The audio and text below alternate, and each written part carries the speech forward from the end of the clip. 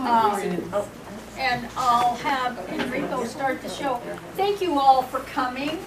And this is a combined fall mixer with the Mojave Chamber of Commerce and Mojave Air and Spaceport. Thank you for letting us use this room. When Irma and I were first planning this, we wanted to do it in Legacy Park because we love fall evenings. And then we thought, the sun sets at 6 and this goes till 7. I can see us all stumbling around out there in the dark and it's uneven, and so we decided to move it inside. Thank you, Karina, for letting us do that. And thank you for setting up all these tables. Everything is beautiful. And supplying all the drinks. And please be sure and get enough to eat. I'm thrilled that Enrico said that he would come and give us a briefing on, look at this beautiful thing. Isn't that amazing? I love Spaceship Two. And of course I love Spaceship One too. But this is really exciting, and they're getting closer and closer to taking Sir Richard up, I think. He's really anxious to do that. So this is the president of the Spaceship Company, Enrico Palermo. Yay! Thank you. Pleasure to meet some of you. We can chat certainly in a break. But thanks to Kathy for inviting me. It's always good to talk about what we're doing, and we're really proud of what we're doing here in Mojave. We are at the Spaceship Company, one of the major employers in the region now. We have just over 500 employees now at the Spaceship Company, which we've built over a certain amount of time here at Mojave Air and Spaceport. And I'd say the Mojave Air and Spaceport is a great landlord for us, and we're fortunate to have them supporting our program. So yeah, I've got a few slides and videos to show you. I don't want to try to bore you with too many slides. Thought I'd give you a brief. Oh, I want to see pictures. Lots of pictures. I've got lots of pictures. A brief update on our flight test program. Staying up there, as well as talk about other things we're doing to build a fleet of spaceships. So our purpose in life across 3 companies I'll talk about is open in space, and you know, Richard really founded this business with a desire to really open space for all, democratize space, make space more accessible. To make it more accessible, we need to make it cheaper, we need to make it reliable, we need to make it safer, we need to make the vehicles reusable, and certainly our vehicles are very reusable launch vehicles. So there's a photo from our 3rd powered flight near Apogee in July. That was the 3rd time we lit the rocket motor on Spaceship Two, and that Spaceship Two is the second Spaceship Two, Virgin Spaceship Unity. We flew almost 2.5 times the speed of sound, and that photo's at around 52 kilometers. And you could hear the boom. You could hear the boom. I couldn't. Yes. I had headphones on. Oh. I missed it. But apparently you could hear the boom. So there's 3 companies you may have heard of actually in the Virgin portfolio, and all 3 of these companies operate in some fashion here at Mojave Air and Spaceport. So Virgin Galactic is certainly the most prominent brand in the group. It is the operator. Its job is to operate spaceships and deliver a service that is exemplary and certainly goes very well with the Virgin brand. The Spaceship Company, which I'm fortunate to lead the team at, is the OEM for Spaceship Two. So we're like the Boeing or the Airbus, headquartered here in Mojave. Virgin Galactic right now have a big presence in Mojave, but eventually we'll be headquartered at Spaceport America in New Mexico once we get through the test program. And then the latest company, which really spun out of Virgin Galactic and the Spaceship Company, is Virgin Orbit. And Virgin Orbit wasn't going to talk about too much tonight, but they're developing a small satellite launcher that's deployed from a 747. And so their liquid engines that are called Newtons were developed here in Mojave, and they're probably the most prolific users of the rocket test sites on Mojave Air and Spaceport, firing sort of very frequently their first stage and their second stage engines, as well as doing tank tests and stage tests and things like that. So I've got a quick video here that really tells the story of these 3 companies. They're all operational and all doing great things. So I want to show a quick video because it'll do a better job to describe the purpose as well as what some of the things we've been doing in the last year or so.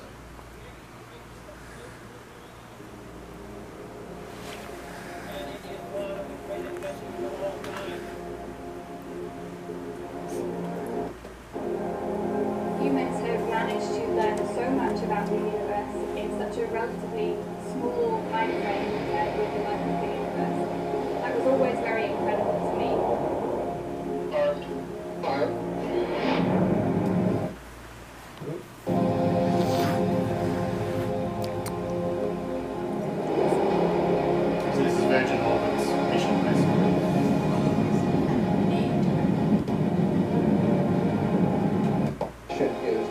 is about getting into orbit.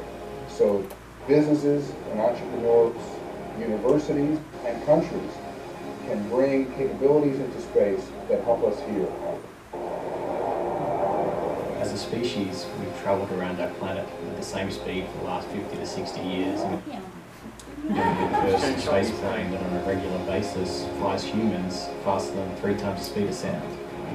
By bringing hundreds and eventually thousands of people into space, we'll get a different perspective on life and on our future. That will have a profound impact on how humanity faces its toughest problems. Together, we can make space accessible in a way that has only been dreamt of before now. And by doing that, we can truly bring positive change to life on Earth.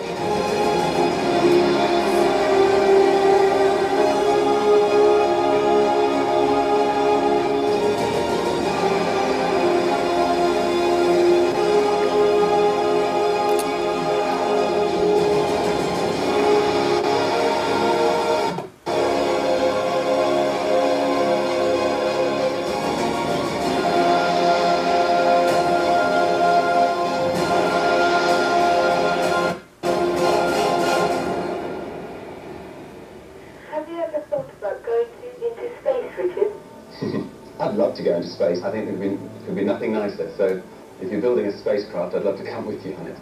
It's a great clip at the end of that one. I always wonder, is that sort of the spark that lit Richard that I might have to go build my own spaceship to get to space.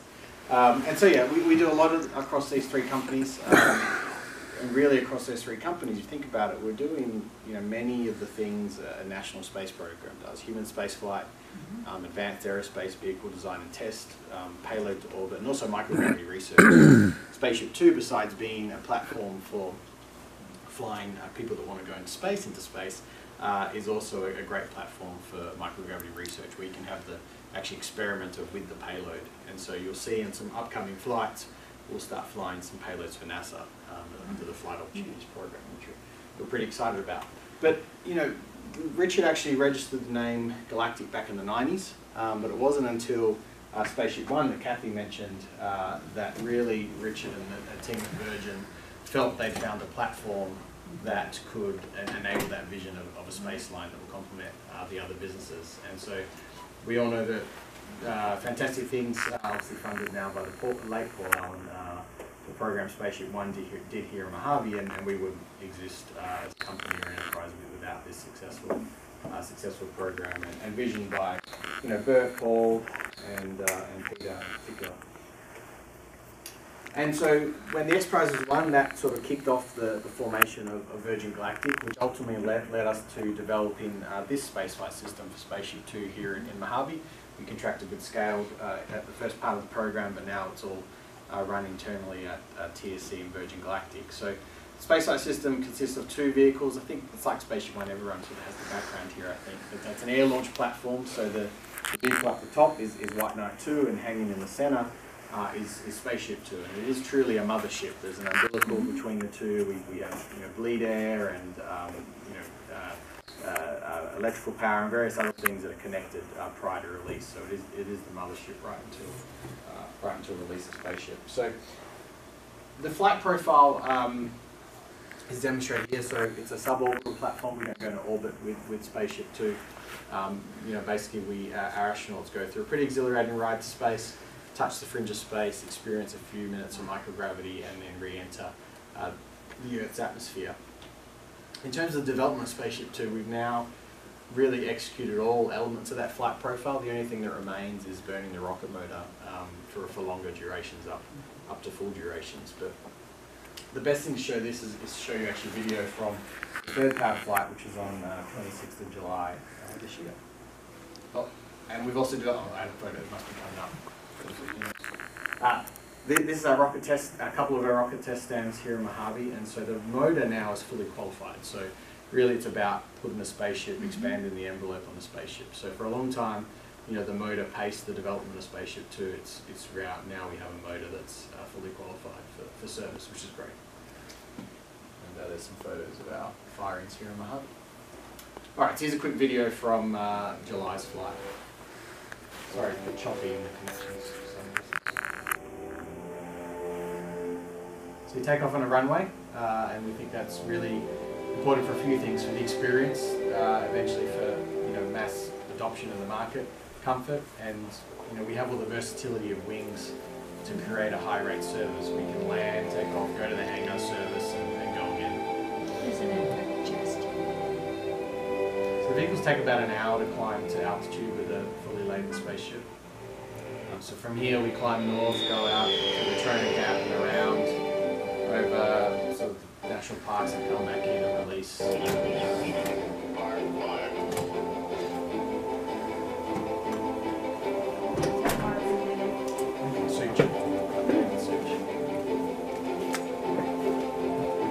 Mode event for 42 seconds is faster on the way.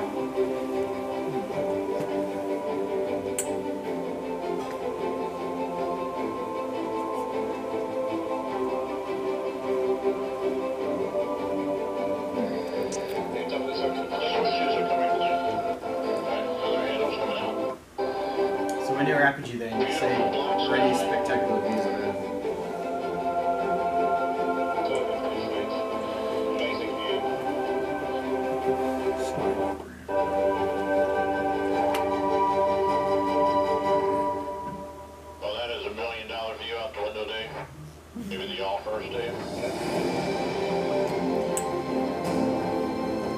There's the feather system re-entering the atmosphere.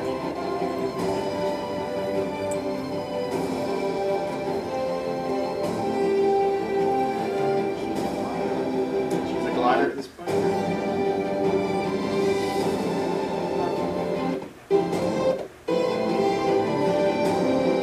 With a view from 170,000 feet, dark sky, low,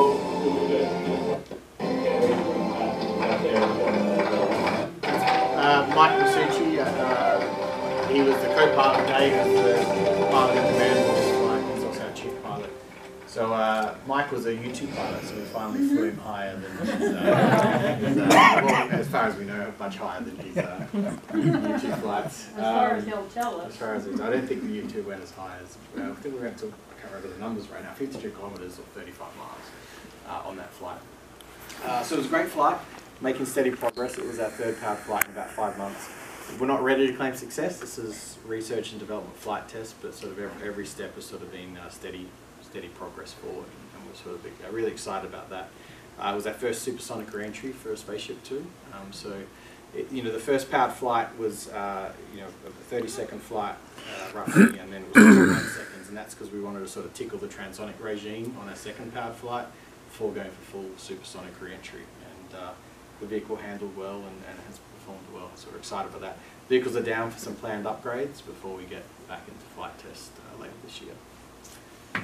We're vehicle design through manufacturing, through test, and we're now building our support organisation. And so, unfortunately I can't announce anything today, but we are working on other platforms and other things to leverage these skills as we build the fleet. Obviously the core focus and priority is building a fleet of SpaceShipTwos and motherships, but we're starting to do some other things. So hopefully we can bring some other exciting developments to Mojave here.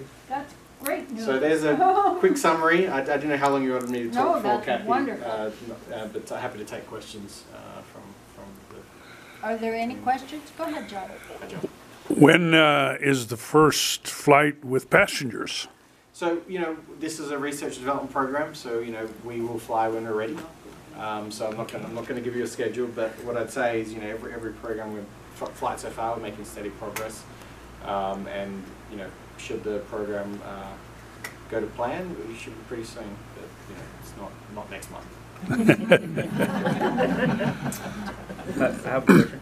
How long would average passenger be up in orbit?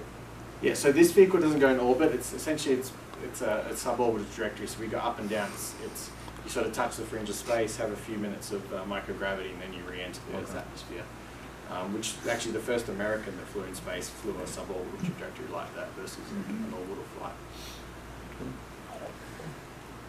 One thing I didn't say, we have about 600 customers signed up from around the world. It's a pretty diverse group.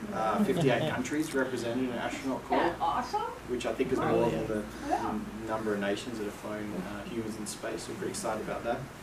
Many of them signed up many years ago and were very patient with us. We had some on site this week. Get it right. Absolutely. Well, all those, yeah. Go ahead, sir. Please. Can you share some of those customers with Mojave and not New Mexico? Well, I mean, we will obviously complete the major elements of the flight test program here in Mojave, but State of New Mexico has invested over $200 million in building a beautiful facility where the anchor tenant at, and so we sort of have obligations to I understand. fly from. I gotta try. Yeah. Spaceship companies staying in Mojave. Yay. John, you had a question? That was my question. Took your question. Well, I'm thrilled, and I'm glad you're staying. And Mark has been working on the interiors. And Yeah, Kathy's son he works with us. loved it when you brought over the fellows from the UK. Right. They had so much fun. They just clicked. Right. And it really made it good because they had some great ideas and they just sort of bounced off of each other and came up with something. Good. So that's what you want. Yep. That's R&D. Is there a number of rocket ships that'll be built here? I mean, we're building 2 right now. We have 1, so we will start with 1 and then bring the other 2 online. And we have plans to build more, but ultimately depend on demand and as the market develops. So 3 for now. Probably more, but that's what we're doing right now. That's neat. Very nice. It's a beautiful design. It's really graceful looking and pretty in the air. Yeah. All right. I love it. Is your primary structure carbon? Yeah, so both vehicles are all carbon fiber construction, bonded assembly. So yeah, that allows us to build very lightweight structures or organic structures. But yeah, they're all Well, we really appreciate having you here, Enrico, and what you do Yeah. for the community and the whole region. I was just up in Ridgecrest interviewing people for this diversity program. The county got $1 million to help industry in this area. Great. And you guys are a big topic of what's going on all over the region. We really appreciate it. Great. Yeah, we're proud of the job creation and money we've brought to the region. Absolutely. It's thrilling. Truly is. Great. So, Thanks, everyone. Thank you. Thank you. Lucky winner. I'll mix them up. This is the prize, and it's from the wonderful Mojave. A man of your word, thank you. And it has a hat and a key ring and a sunshade for your car. It says Mojave Air and Spaceport on it. But check out this mouse pad. Oh, look at that. Everybody wants this. Isn't that just the coolest? So, anyway, no, I need 3 hands. But has everybody put their card in here? So, I'll mix it up. Did you get your card in there? Tiffany, did you put your card in? No, Irma didn't supply them. Just put Tiffany's name on it and I'll mix these I'm hoping it up. sticks to her finger. Hey, thanks for sending it to me. I've got somebody who can't tell you who it is. I'm trying to do it. I think he's qualified. I'm trying to talk her into it. We were up in Ridgecrest. And I'm sorry I don't have the membership forms for the chamber. But if you want to join, Irma's going to take your name. Okay. Tentatively, I'll have to find out what their schedule with the UK. I don't think as long as it's on Put it up real high. This is for the bag from Mojave Air and Spaceport. Okay, fabulous. Emma. Irma Martin. Sorry, Tiffany. Very good. We're going to give away the I'll take a flower. flowies. So How many cards did you put in there, Irma? She put hers in second. I put mine in Denise. first. Oh, that'd be There you go. Here's Golden Queen, so pick a, Lucky girl. Pick a weed, as Al calls them. Draw another one. It's terrible. I invite you to speak and then put you to work. Did Denise donate a John, prize Joyce. from the... Oh my gosh. Choice. Wow. To take a